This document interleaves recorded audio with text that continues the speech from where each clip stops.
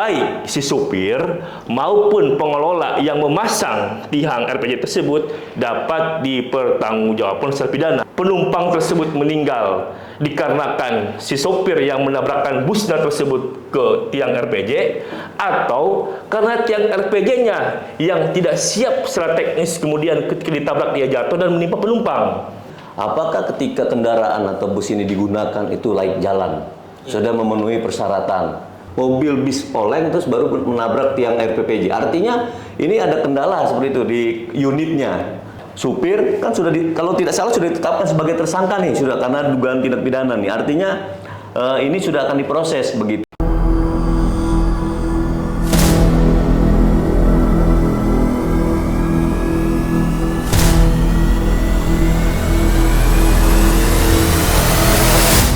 Assalamualaikum warahmatullahi wabarakatuh.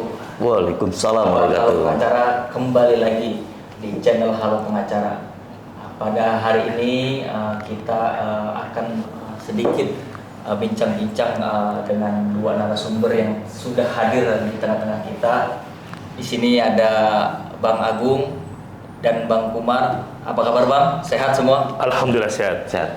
Alhamdulillah. Alhamdulillah sehat.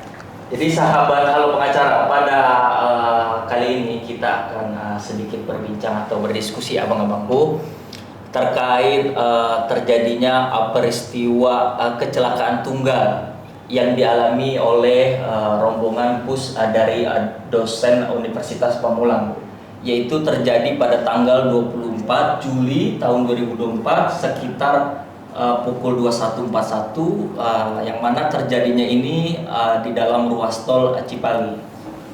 Perlu kita bincang-bincang dan diskusikan terkait peristiwa ini. Kenapa? Karena fenomena kecelakaan bus sangat banyak terjadi pada baik itu di ruas tol maupun di luar tol, yang mana kemarin juga kita ingat banyak terjadi kecelakaan pada saat musim-musim liburan, pada saat anak-anak sekolah ya. Jadi perlu kita kaji dari segi hukum. Nah, saya mau tanya dulu, kiranya bagaimana Bang peristiwa itu terjadi sebenarnya? Melalui mungkin Bang Kumar. Oke, baik. Terima kasih Bung Rey. Mungkin saya panggil Bung Renaldi dengan sebutan Bung Rey saja ya. Baik. Oke. Jadi kalau kejadian yang menimpa di tim dosen Unpam yang sedang melakukan perjalanan ya, itu memang tragedi ini memang nggak diharapin semua orang ya, tapi terjadi. Nah, ini kejadiannya di jalan tol Cipali. Kalau berdasarkan beberapa sumber, terutama sumber dari Satlantas Polda Jabar, itu menyebutkan bahwasanya kejadian ini bisa terjadi karena ada mobil yang dikendarai supir bus itu oleng, kendaraannya oleng, akhirnya menabrak tiang RPPJ atau rambu-rambu yang ada di bagian median jalan. Baik. Pembatas tol itu. Nah, akibat dari tiang itu yang kena tabrak menimpa bus, memang menyebabkan banyak korban ya. Ada korban yang luka ringan, korban luka berat, dan bahkan ada yang meninggal satu orang. Nah, yang meninggal itu adalah, kalau tidak salah dari informasi yang kita peroleh, itu adalah dosen di Pasca Sarjana Unpam ya. Direktorat ya, begitu ya. Nah, jadi yang saya mau sampaikan adalah ini kan keadaan ini memang masih peristiwa ini ada beberapa versi nih, tapi kalau dari institusi yang berkaitan yaitu Polda Jabar tadi menyatakan seperti itu. Artinya dalam peristiwa itu pun juga nanti ada tuh arahnya ke pertanggungjawaban, ya kan?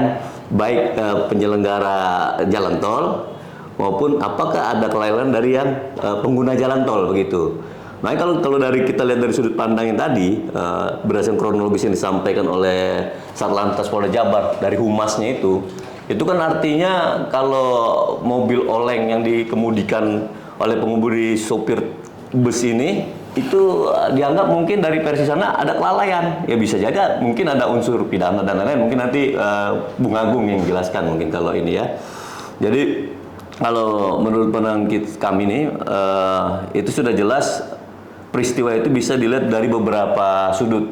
Satu dari sudut penyelenggara, kedua pengemudi, supir, dan yang ketiga ini dari perusahaan, karena ini kalau tidak salah bus ini bukan bus dari universitas tapi bus komersil ya, non universitas. Nah, tinggal dilihat tuh nanti pertanggungjawaban siapa yang akan kena di situ. Nah, dan juga nanti dalam proses di tol sendiri biasanya kan memang ada penanggung jawab berdasarkan jaminan lain-lain, misal begitu ya.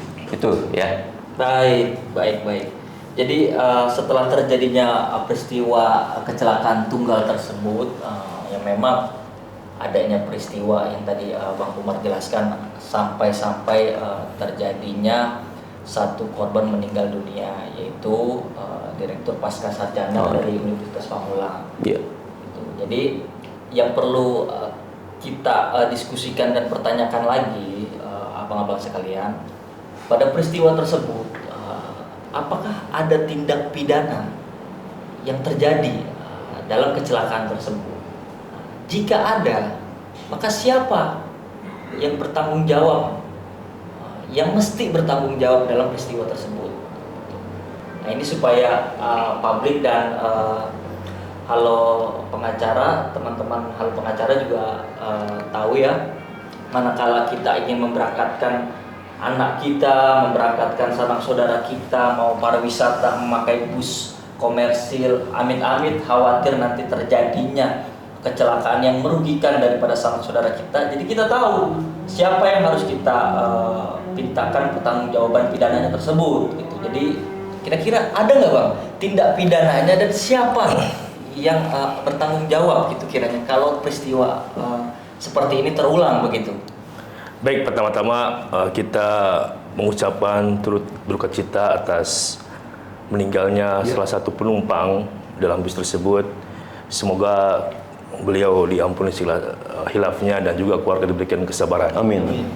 Berbicara mengenai pertanggungjawaban, di dalam Undang-Undang Nomor 22 Tahun 2009 itu telah diatur baik mengenai pertanggungjawaban secara pidana maupun secara perdata. Apabila dalam pemeriksaan nantinya ditemukan misalnya ada kelalaian dari si sopir bus itu, maka di situ sudah diatur mengenai sanksinya. Namun untuk perusahaan busnya, karena ini kan pidana, yang mana pertanggungjawaban itu kepada subjeknya kan, kepada pelakunya kan. Jadi untuk pengelola bis ini hanya terbatas pada tanggung jawab secara perdatanya. Namun sebelum kita bicara mengenai pertanggungjawaban pidana, kita harus teliti dulu lebih teliti mengenai kronologisnya. Kan begini, ada sebuah kendaraan bus yang kemudian diduga dia mengalami suatu kendala kan, lalu kemudian menabrak tiang RPJ, dan kemudian tiang RPJ itu jatuh dan menimpa salah satu penumpang, kemudian mengakibatkan orang itu meninggal. Iya. Pertanyaannya, siapakah yang bertanggung jawab atas meninggalnya penumpang tersebut? Nah, dalam hal ini kita dapat menganalisanya ini tanpa bermaksud kita mendahului ya proses pemeriksaan dari pihak kepolisian ya, tetapi kita secara teoritis dapat menganalisanya dengan 3 teori. Pertama, dalam teori conditio sine qua non disebutkan bahwa semua penyebab adalah faktor yang ada dan tidak dapat dihilangkan. Artinya kalau kita menganut teori conditio sine qua non ini, maka baik faktor atau peristiwa bus tersebut menabrak tiang maupun tiang tersebut jatuh dan kemudian menimpa penumpang dan mengakibatkan kematian, itu dianggap satu rangkaian. Semuanya adalah faktor penyebab yang menimbulkan akibat. Jadi baik si supir maupun pengelola yang memasang tiang RPJ tersebut dapat dipertanggungjawabkan secara pidana. Kenapa? Karena seharusnya dia bisa mempersiapkan secara teknis bahwa tiang itu harus kokoh. Dia harus bisa mencegah segala kemungkinan apabila yang ditabrak oleh bus, oleh tronton, oleh pusok, oleh semua kendaraan besarnya tetap berdiri begitu, sehingga tidak jatuh dan menimpa penumpang. Jadi kalau menurut ajaran teori conditio sine qua non ini, maka semuanya dapat dimintakan pertanggungjawaban. Kemudian ada teori yang kedua, yaitu teori mengindividualisir. Teori ini mencari faktor mana yang paling dominan. Apakah penumpang tersebut meninggal dikarenakan si sopir yang menabrakkan busnya tersebut ke tiang RPG, atau karena tiang RPG-nya yang tidak siap secara teknis, kemudian ketika ditabrak dia jatuh dan menimpa penumpang. Nah, dalam hal ini pihak kepolisian harus secara teliti dalam menilai faktor mana yang lebih dominan, sehingga nanti tidak salah dalam menentukan subjek siapa yang dapat dimintakan secara pidana begitu. Kemudian ada lagi teori yang ketiga, yaitu teori mengeneralisir. Teori ini lebih kepada menilai yang wajar secara akal, akibat mana atau faktor mana yang mengakibatkan terjadinya peristiwa begitu. Jadi ini kepada kewajaran dan pengalaman yang sudah terjadi begitu, saudara. Baik. Jadi kalau kita melihat informasinya dari berita-berita baik media cetak ataupun media elektronik, abang-abang sekalian, jadi peristiwa tersebut kan bus tersebut sempat oleng lalu menabrak daripada pembatas, lalu rubuhnya dari salah satu tiang RPG tersebut dan menimpa bus tersebut yang mengakibatkan salah satu penumpang meninggal dunia gitu. Nah, makanya begini, dalam peristiwa seperti itu, pihak kepolisian tidak cukup hanya memeriksa si sopir bus, tetapi juga harus memeriksa pengelola jalan tolnya. Apakah memang tiang RPG tersebut sudah didesain secara spesifikasinya, fisiknya, secara teknisnya, agar dia tahan untuk ditabrak misalnya kendaraan besar ya, seperti bus, karena ini kan tiang yang ada di jalan tol gitu loh, yang mana dilalui oleh berbagai macam kendaraan, sehingga seharusnya dia sudah merancang itu kuat begitu.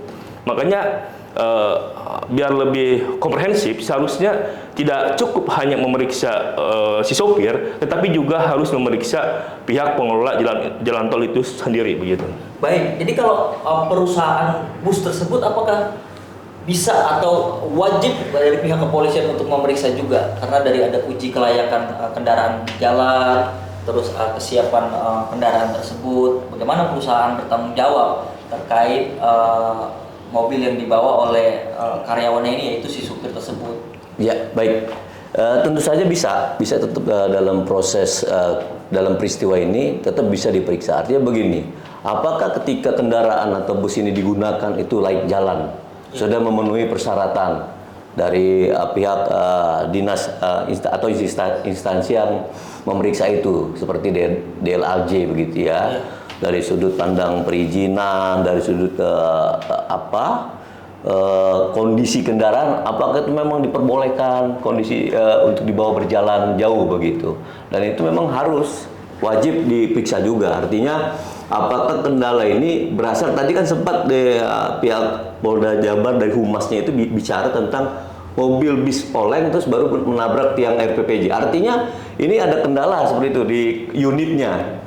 Entah unitnya ini bermasalah apa di remblong atau dan lain-lain, apa sopirnya mengantuk, kita belum tahu nih. Makanya dilihat dari sudut subjek ataupun dari objek kendaraan itu sendiri begitu. Nah, ini nanti bisa tadi yang disebutkan Mas Agung, kalaupun nanti di delik itu terjadi ya, supir kan sudah kalau tidak salah sudah ditetapkan sebagai tersangka nih, sudah, karena dugaan tindak pidana nih. Artinya ini sudah akan diproses begitu, akan dilihat apakah ada potensi si supir inilah yang melakukan kelalaian itu.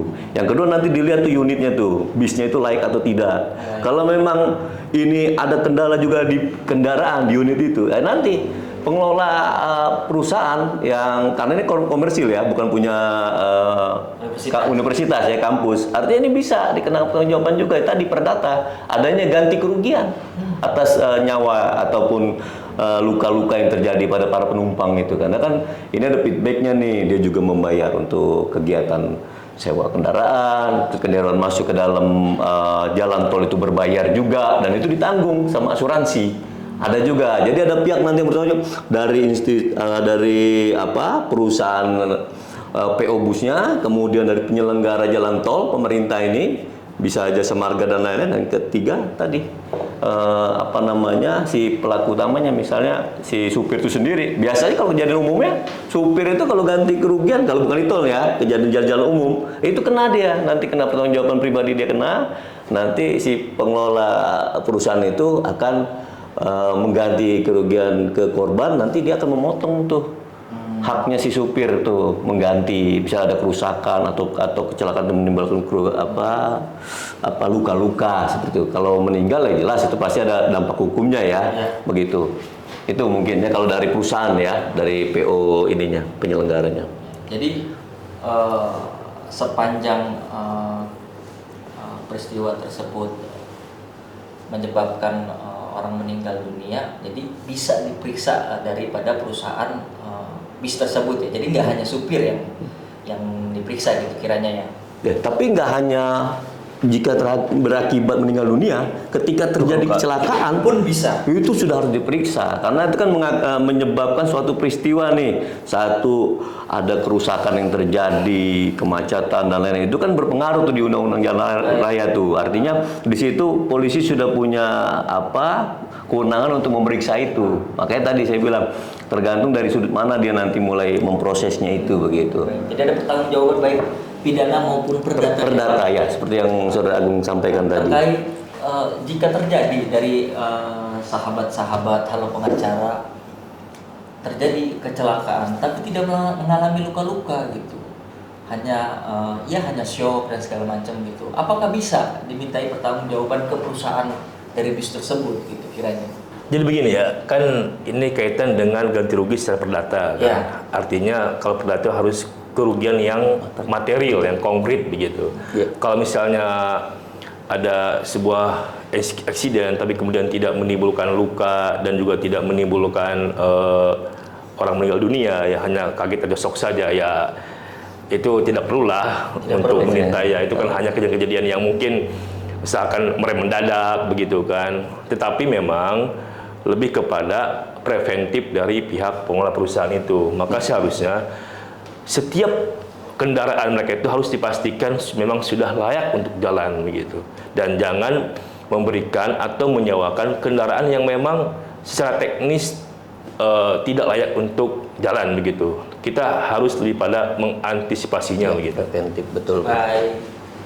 Oke, mungkin untuk session kali ini cukup jelas, padat, ringkas kiranya dari abang-abang sekalian terkait informasi dan tadi pemaparan yang sudah dijelaskan masing-masing untuk pengetahuan daripada sahabat-sahabat halo pengacara. Itu manakala terjadi daripada sanak saudara, tetangga, itu anak sekalipun gitu. Jadi ada gambaran atau ada ilmu pengetahuan yang didapat dari pembicaraan kita pada season kali ini.